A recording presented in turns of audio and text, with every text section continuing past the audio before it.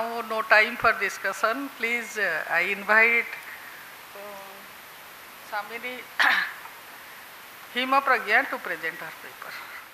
आदरणीय संयोजिका जी, समणी जी, देश विदेशी समागत मित्रजन, एशियन कॉन्फ्रेंस समग्र चिंतन और समरसतापूर्ण जीवन दृष्टि के विकास के उद्देश्य से आयोजित हो रही है।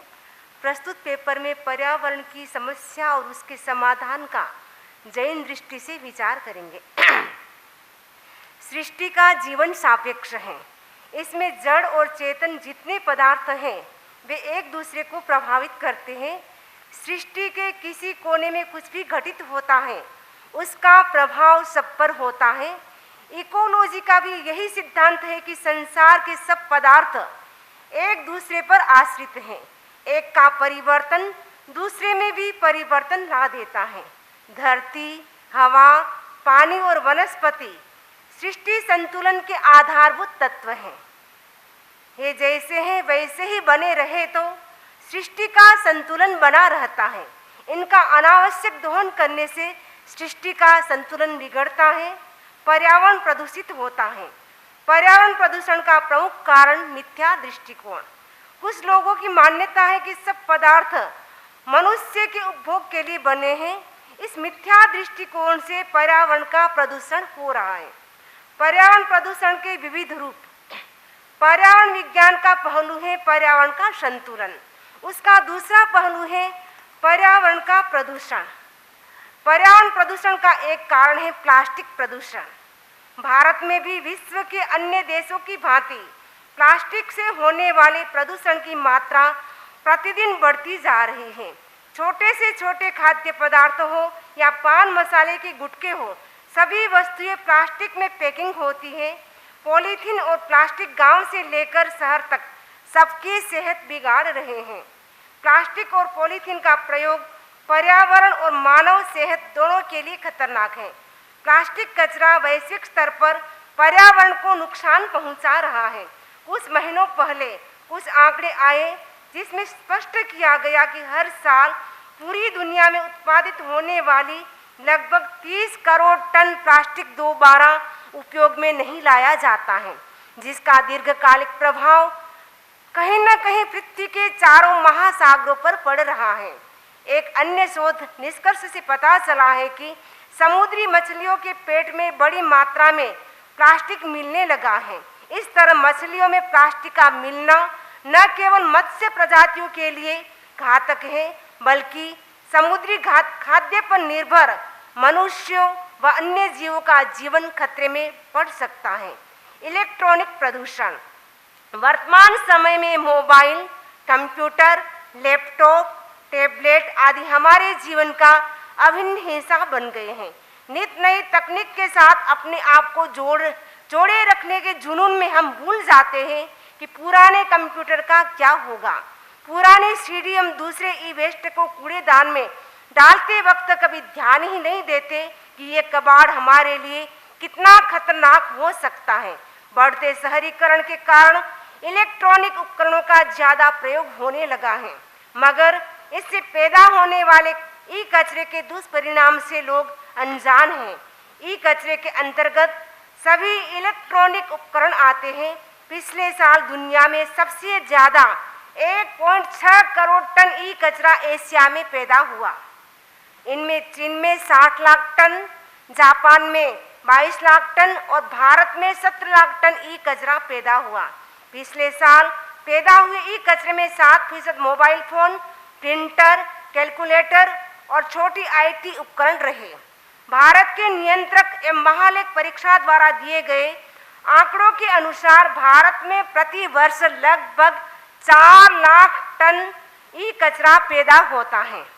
घरेलू ई कचरे जैसे अनुपयोगी टीवी और रेफ्रिजरेटर आदि, उनमें लगभग 1000 विषैले पदार्थ होते हैं जो मिट्टी और भूमि को प्रदूषित करते हैं। इन पदार्थों के संपर्क में आने पर सर दर्द, उल्टी, आंखों में दर्द जैसी समस्याएं उत्पन्न होती हैं। इसके अतिरिक्त पर्यावरण प्रदूषण के निम्नांकित कारण इस प्रकार है: प्राकृतिक संसाधनों का अनावश्यक दोहन, सुविधावादी जीवन शैली और असंयम, पृथ्वी का अधिक मात्रा में उत्खनन, पानी का अपव्यय, कीटनाशक दवाएं, धूम्रपान, खेतों में रासायनिक खाद का असंतुलित उपयोग, वनों की अंधाधुंध कटाई, ध्वनि प्रदूषण, निरंतर बढ़ती आबादी, वाहनों द्वारा छोड़े जाने वाला धुआं, नदियों तालाबों में डाले जाने वाला कूड़ा कचरा, भूमि प्रदूषण, पत्थर के कोयले आदि के लिए पृथ्वी का दोहन अत्यधिक किया जा रहा है। भूवैज्ञानिकों की आशंका है कि यदि खनिज पदार्थों का उपयोग इसी प्रकार होता रहेगा तो कुछ ही वर्षों में भंडार खाली हो सकते हैं। कुछ स्थानों पर पहाड़ों के उत्खनन से पानी का प्रवाह विपर्यस्त हो जाता है, जिससे बहुत सारी कीमती जमीन को नदियां लील जाती है। उससे जो प्राकृतिक विनाश होता है उसका अंकन करना कठिन है। पत्थर के कोयले के जलने से भी प्रदूषण बढ़ता है। पर्यावरण की दृष्टि से पृथ्वी के ऊपर की मिट्टी की परत बहुत मूल्यवान है। वैज्ञानिकों का अनुमान है कि 1 सेंटीमीटर मोटी परत के बनने में लगभग 300 से 1000 वर्ष तक का समय लग जाता है। एक एक कण के जमने से इस परत का निर्माण होता है। मनुष्य के एक ही झटके से यह परत इतनी क्षतिग्रस्त हो जाती है जिसकी पूर्ति लाखों वर्षों से संभव हो सकती है। जैन विज्ञान के अनुसार पृथ्वी में रहने वाले कीटाणु पृथ्वी काय नहीं है, पृथ्वी का स्वयं जीवाणुओं का पिंड है। विज्ञान ने यह सिद्ध कर दिया है कि एक ढेले में कई लाख दर्जन अति सूक्ष्म जीवाणु हैं जो लाखों वर्षों से धरती को उपजाऊ बनाए रखे हुए हैं। भूमि की उर्वरता बढ़ाने हेतु रासायनिक खाद का तथा फसल को कीड़ों और रोगों से बचाने के लिए कीटनाशक दवाओं का उपयोग किया जाता है जो भूमि को प्रदूषित कर देते हैं। इनके कारण भूमि को लाभ पहुंचाने वाले मेंढक एवं केंचुआ जैसे जीव नष्ट हो जाते हैं। जल प्रदूषण, पृथ्वी का 3/3 हिस्सा जलमग्न है, फिर भी करीब 0.3% जल पीने योग्य है। विभिन्न उद्योगों और मानव बस्तियों के कचरे ने जल को इतना प्रदूषित कर दिया है कि पीने के करीब 0.3% जल में से मात्र करीब 30% जल ही वास्तव में पीने के लायक रह गया है। आज से 40-50 वर्ष पहले मनुष्य जल का दुरुपयोग बहुत कम करता था। उसकी आवश्यकताएं भी बहुत सीमित थी। उसकी प्रत्येक क्रिया में संयम था। वर्तमान समय में मनुष्य संयम की बात भूल गया है। इसीलिए स्नान करने में, कपड़े धोने में, घर की सफाई करने में अनाप शनाप पानी का अपव्यय करता है। परिणाम स्वरूप अनेक व्यक्तियों को पीने के लिए पानी नहीं मिल रहा है। जैन दर्शन के अनुसार पानी की एक बूंद में असंख्य जीव होते हैं। प्रसिद्ध वैज्ञानिक कैप्टन ने यंत्र के द्वारा एक लघु जल कण में 36,450 जीव गिनाए हैं। सर्वेक्षणों से ज्ञात हुआ है कि प्रति वर्ष जल प्रदूषणों से लगभग 2 लाख व्यक्ति मर रहे हैं। आयरलैंड के समुद्र में हजारों समुद्र पक्षी कीटनाशक पदार्थों के कारण मर गए थे। इसीलिए भगवान महावीर ने कहा है, तम से अहियाए तम से अबोहिये। जल की यह हिंसा मनुष्य के अहित तथा अबोधि का कारण है। वायु प्रदूषण, वैश्विक स्तर पर वायु प्रदूषण जानलेवा सिद्ध हो रहा है। इसी वजह से दिल और सांस संबंधी अनेक प्रकार की बीमारियां उत्पन्न हो रही है। बढ़ते वायु प्रदूषण से देश के शहर एक बड़े गैस चेंबर के रूप में नजर आ रहे हैं। विश्व स्वास्थ्य संगठन के आंकड़ों पर आधारित एक रिपोर्ट में 195 देशों के 1990 से 2015 तक के विस्तृत आंकड़े हैं। इनके आधार पर मौतों की संख्या को निकाला जाता है। रिपोर्ट बताती है कि वर्ष 2015 में पूरी दुनिया में 42 लाख लोगों की मौत वायु प्रदूषण के कारण हुई। इनमें से 52% मौतें भारत और चीन में हुई। भारत में प्रतिवर्ष करीब 10 लाख लोगों की मौत वायु प्रदूषण से होती है। सर्वेक्षण द्वारा ज्ञात हुआ है कि पिछले वर्षों में वायुमंडल में कार्बन डाइऑक्साइड की मात्रा 16% की वृद्धि हुई है, जो मनुष्य के स्वास्थ्य के लिए हानिकारक है।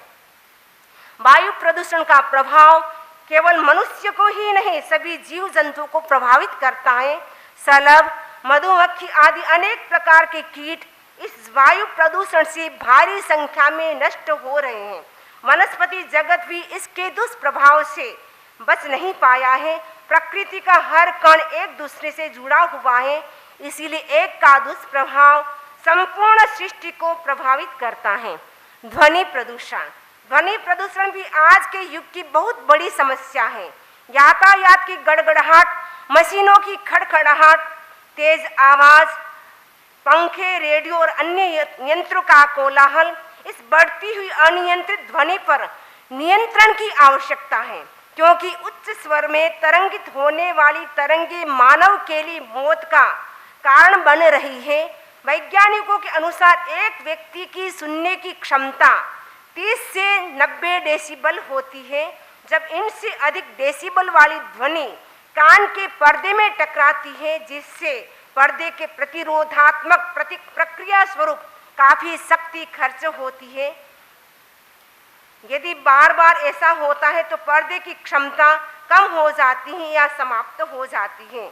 डॉक्टर हेटिस के अनुसार उच्च ध्वनि से आरबीसी आपस में टकराते हैं और एक दूसरे से चिपक जाते हैं, जिसका स्थायी इलाज भी नहीं है। ध्वनि प्रदूषण के कारण ज्ञान तंतु भी निष्क्रिय हो जाते हैं। पर्यावरण विशेषज्ञों का कहना है कि ध्वनि प्रदूषण की समस्या इसी प्रकार बढ़ती रही तो पागलों की संख्या बढ़ सकती है। भगवान महावीर ने इसके समाधान हेतु वाणी संयम का उपदेश दिया। वनस्पति प्रदूषण। आज वनस्पति का विनाश भी अत्यधिक मात्रा में हो रहा है। आदमी जंगल काट रहा है। जंगलों के काटने से वर्षा का संतुलन बिगड़ रहा है। कहीं अतिवृष्टि, कहीं अनावृष्टि। जंगलों की सघनता कम होने से देश की करोड़ों टन उपजाऊ मिट्टी नदियों के साथ बहकर समुद्र में चली जाती है। आणविक विकिरणों के सोखने का उपाय वनस्पति है, वह खत्म हो रही है। कागज के बड़े बड़े कारखाने लग रहे हैं और उनके लिए जंगलों का काटना भी जरूरी हो गया है। ये जरूरत पर्यावरण के प्रदूषण का कारण बन रही है। आज वनस्पति संपदा का जिस प्रकार से विनाश हो रहा है वह चिंता का विषय है। पेड़ पौधों की लगभग 500 जातियां नष्ट हो गई हैं।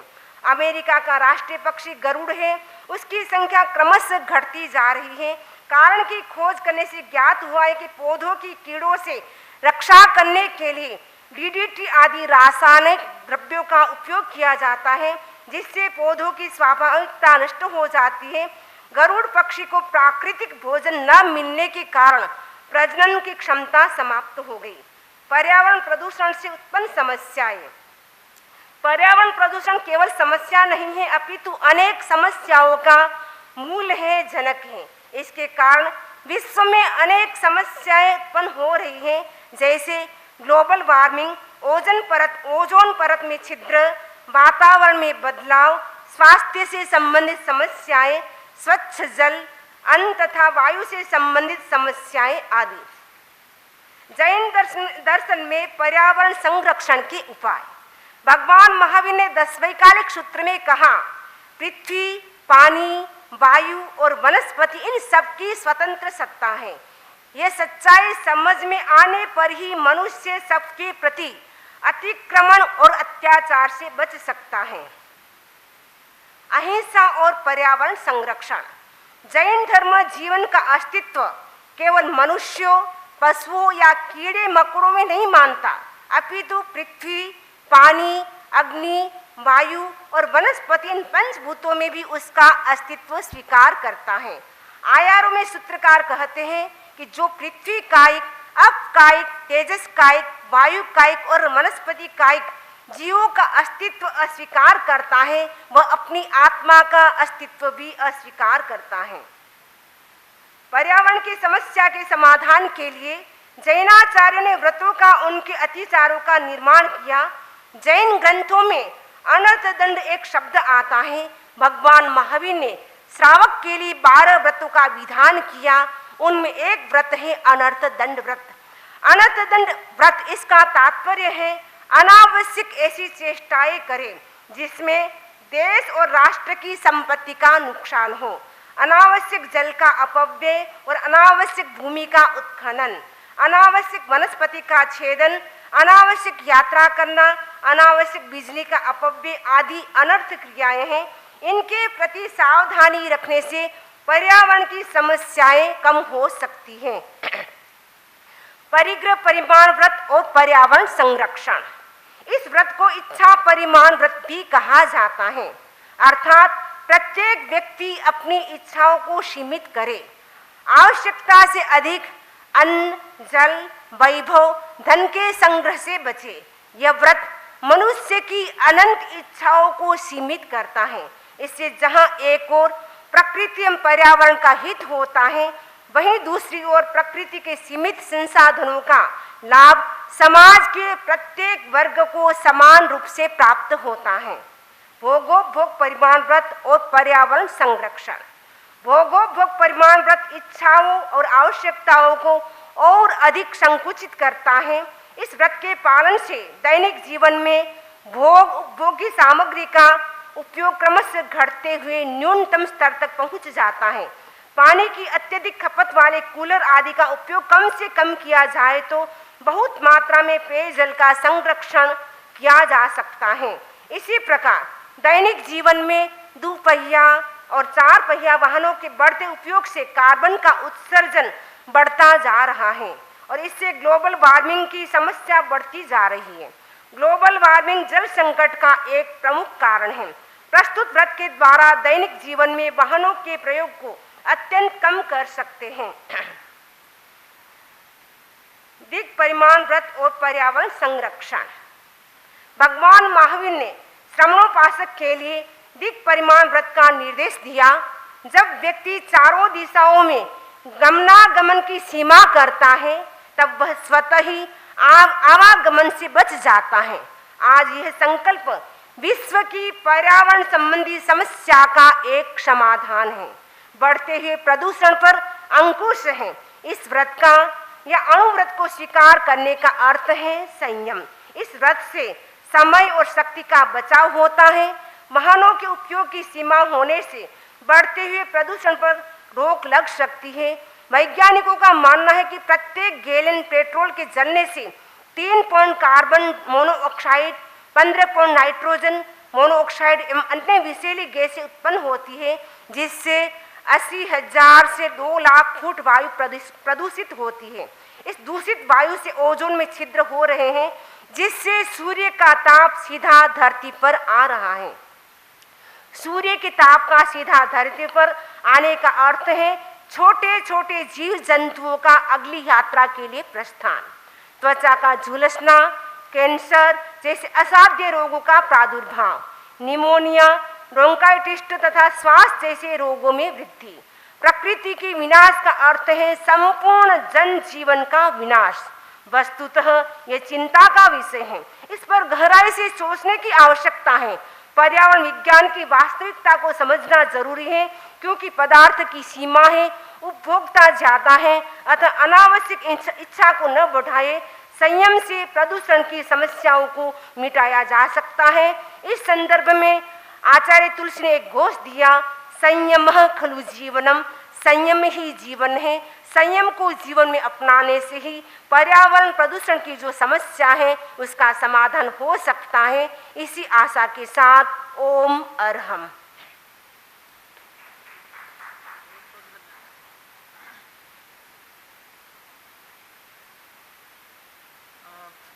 Now the questions are invited.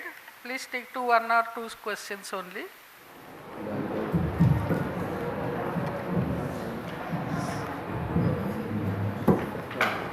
नमस्कार। जो लास्ट स्पीकर थे उनका लिए क्वेश्चन है कि आपने सारी बातें तो बाहरी पोल्यूशन की थी, लेकिन आंतरिक पोल्यूशन का क्या, उस पर आपने कोई प्रकाश डाला नहीं। आंतरिक पोल्यूशन है विचारों का प्रदूषण। यदि हम विचारों पर नियंत्रण करें तो आंतरिक जो प्रदूषण है उसको भी हम कम कर सकते हैं।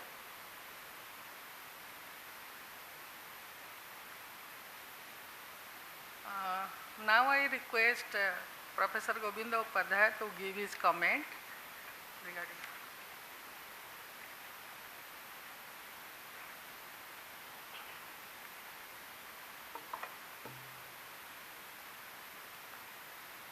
Thank you. I am honored to be a chairman of this session, and I am also honored with Professor Dilip Kumar Mahanta.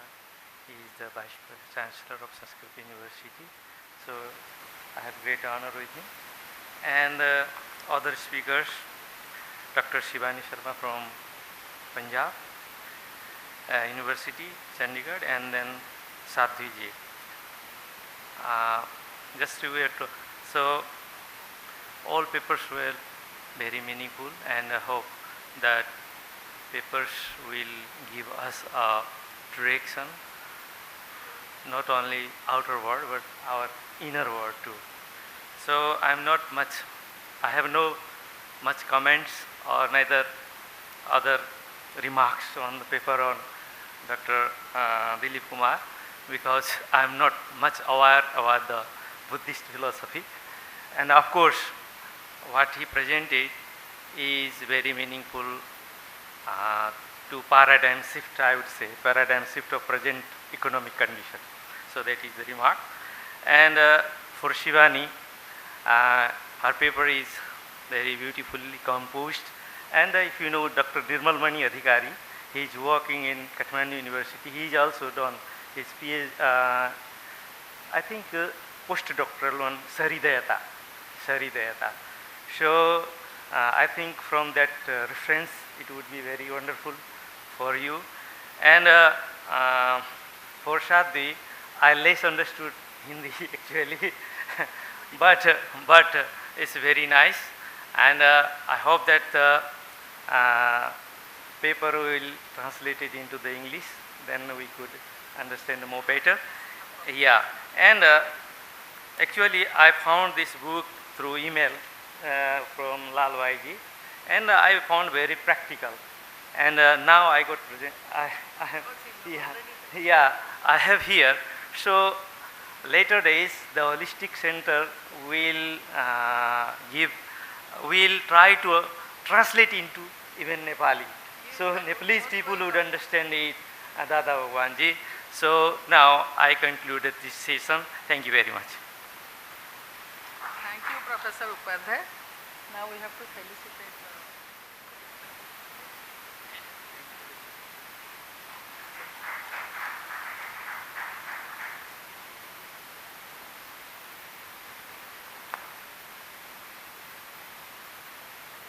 I request Professor Upadhyay to felicitate Dr.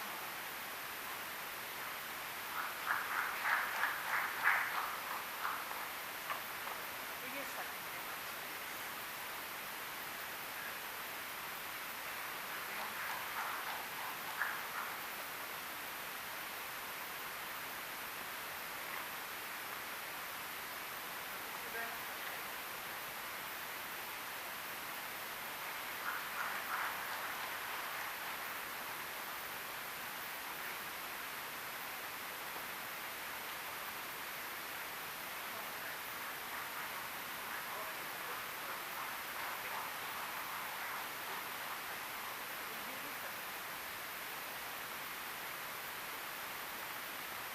Now the session is over.